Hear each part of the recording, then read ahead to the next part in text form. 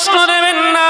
পর্দা নিশিনা মা বোনেরা, আল্লাহর ওলি মুজাদ্দিদুজ্জামান আমিরুশ শরিয়াত আলা হযরত দাদাজান হুজুর পীর কেবলা রাহমাতুল্লাহ আলাইহি হুজুর ওসিয়ত নামার ভিতরে বলে গেলেন, ও আমার বক্তা মুরিদারেরা, আল্লাহর বান্দারা, আমি আবু বকর তোমাদের জানিয়ে দিলাম, আমি আবু বকর তোমাদের বলে গেলাম, তোমরা যারা আমি আবু বকরের মুরিদ বলে দাবি করো, তোমাদেরকে জানিয়ে দিয়ে গেলাম, খবরদার সুদের দ্বারস্থ হবে না।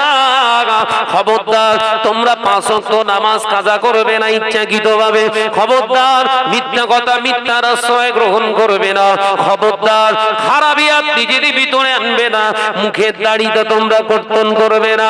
আমি আবু বকর জানিয়ে দিয়ে গেলাম, কলের গান তোমরা শুনবে না, বাদ্যযন্ত্র ঘরে রাখবে না।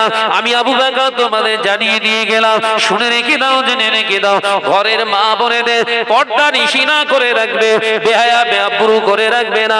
যদি রাখো, আমি আবু বকর আমার ভক্ত মুরিদ বলে দাবি করতে পারবে না।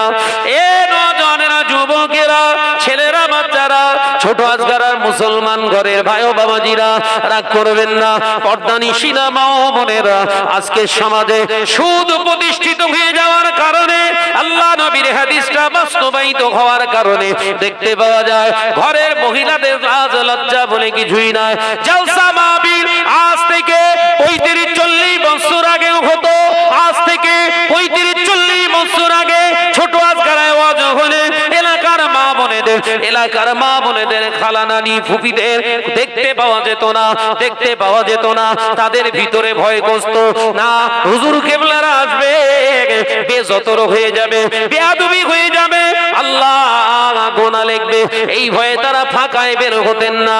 আজ সমাজে 35-40 বছর পরেও জলসা হয়। ঘরের যুবতী মা বোনেরা হাত জোড়া দিয়ে রাস্তায় ঘোরে।